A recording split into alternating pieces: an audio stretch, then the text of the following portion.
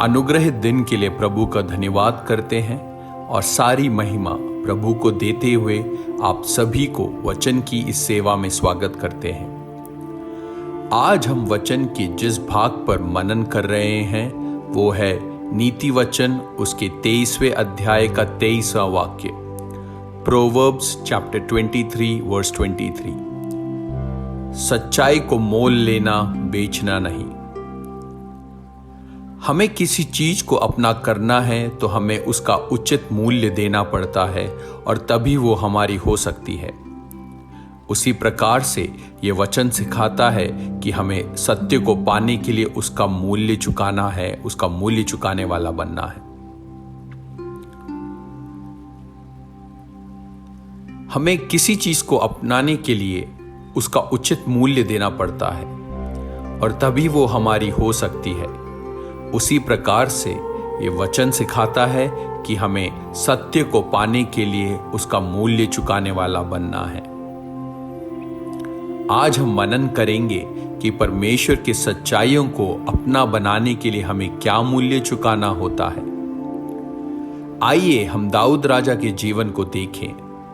दाऊद एक प्रसिद्ध और सामर्थी राजा था और वह जब भी युद्ध लड़ता प्रभु उसे विजय देता था।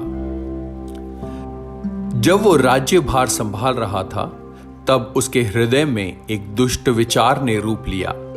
उस कारण वो बेतशेबा पर मोहित हो गया। बेतशेबा को अपना बनाने के लिए वो चालाकी भरी योजनाएं करने लगा। उसने उसके पति ऊरिया को युद्ध क्षेत्र पे आगे भेज दिया कि उसका वध हो जाए, उसकी मृत्यु तलवार से हो जाए। इस घटना पर अगर हम गौर करें तो दाऊद राजा एक पल सत्य को बेचने वाला बन गया था और उसी समय परमेश्वर ने अपने दास नाथान भविष्यवक्ता के द्वारा सत्य को दाऊद के सामने प्रकट किया। जब दाऊद ने सुना तो उसी समय दाऊद ने सच को मान लिया और अपनी गलती को स्वीकार करा। प्रियजनों, यही सत्य का मोल है। जब नातान भविष्यवक्ता के द्वारा उस अप्रिय सत्य दाऊद के सामने लाया गया तो उसने अपने आप को नम्र कर दिया और दीनता के साथ उस सत्य को स्वीकार कर लिया। यहां दाऊद अपने अधिकार का इस्तेमाल करके नातान भविष्यवक्ता को कारागृह में डाल सकता था या उसे मृत्यु दंड दे सकता था या और कुछ भी कर सकता था। हम देखते हैं कि कई राजा ऐसा कर चुके हैं। जब अप्रिय सत्य प्रभु के दासों के द्वारा इन राजाओं के सामने लाया गया तो राजा ने इन दासों को कारागृह में डलवा दिया, उनकी मृत्यु करवा दी। इन विषयों के बारे में हम दूसरे इतिहास की किताब उसके 16वें अध्याय में पढ़ सकते हैं। लेकिन दाऊद राजा ऐसा नहीं करता। दाऊद अपने आप को नम्र करता है और सत्य को स्वीकार कर लेता है। कई बार हम ये देखते हैं कि सत्य सुनकर एक झूठा आदमी बौखला जाता है। इसलिए हमें ये जांचना जरूरी है कि हम सच सुनते हैं तो हमारा बर्ताव कैसा होता है। अगर हमारे बारे में सत्य बोला जाता है तो सत्य के आगे हमें नम्र होना है। यही हम पतरस के जीवन से भी सीखते हैं। जब पतरस को मसीह ने ये बताया कि मसीह पकड़वाया जाएगा और इसकी निंदा होगी और उसको मारा जाएगा और उस पे थूका जाएगा, तब ये बात पतरस को पसंद नहीं आई। हम देखते हैं कि यीशु इस बात को जानकर पतरस को अकेले ले जाता है और उसे डांटता है। हम देखें कि यीशु ने पतरस को किस नाम से बुलाया। क्या यीशु ने उसे पतरस कहकर बुलाया? नहीं, यीशु पतरस को हे शैतान कह के बुलाता है और कहता है, तू परमेश्वर की तरफ से नहीं बात कर रहा। यहां पतरस कह सकता था कि इतने साल तेरे साथ चला और तू मुझे शैतान बुलाता है। वो कह सकता था कि हे मसीह, तूने ही तो मेरा नाम पतरस रखा है, अब तू मुझे शैतान बुलाता है। लेकिन पतरस ऐसा नहीं करता, वरन उस सच्चाई को पतरस नम्रता के साथ स्वीकार करता है।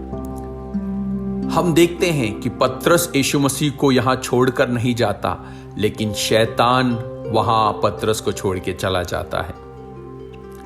उसी के ठीक विपरीत जब यीशु यहूदा इस्करियोत के पाप को उसे दिखाता है और कहता है कि जो मेरे साथ बैठा है उसमें से एक मुझे पकड़वाएगा। तब यहूदा इस्करियोत इस बात को सुनकर अपने आप को नम्र नहीं करता, वहां से उठ के चला जाता है और इस कारण शैतान उस पर अपना अधिकार बना लेता है। और हम जानते हैं कि यहूदा इस्करियोत का अंत किस प्रकार का था। प्रियजनों, मेरे कहने का तात्पर्य यह है कि नम्रता और दीनता के साथ आज हम अपने आप को प्रभु के आगे समर्पित करें और कहें, हे प्रभु, मेरे जीवन में ऐसा क्या है जो गलत है, वो मुझे अपने वचनों के द्वारा दिखा और इसे स्वीकार करने के लिए जो मूल्य देना है उसके लिए मेरी अगुवाई कर कि नम्रता के साथ और दीन भाव के साथ उस सच को मैं स्वीकार करूं। यही प्रार्थना हमारे जीवन में लगातार बनी रहे, चाहे जो मोल मुझे सच के लिए देना पड़े उसके लिए हे प्रभु मेरी अगुवाई कर। प्रियजनों, हम परमेश्वर की सच्चाई को मोल लेने वाले बने, बजाय इसके कि उस सच को छुपकर अकेले में बेच देने वाले बन जाए। प्रभु आप सबको इन वचनों के द्वारा बहुतायत से आशीष दे। प्रभु की स्तुति हो। जय मसीह की।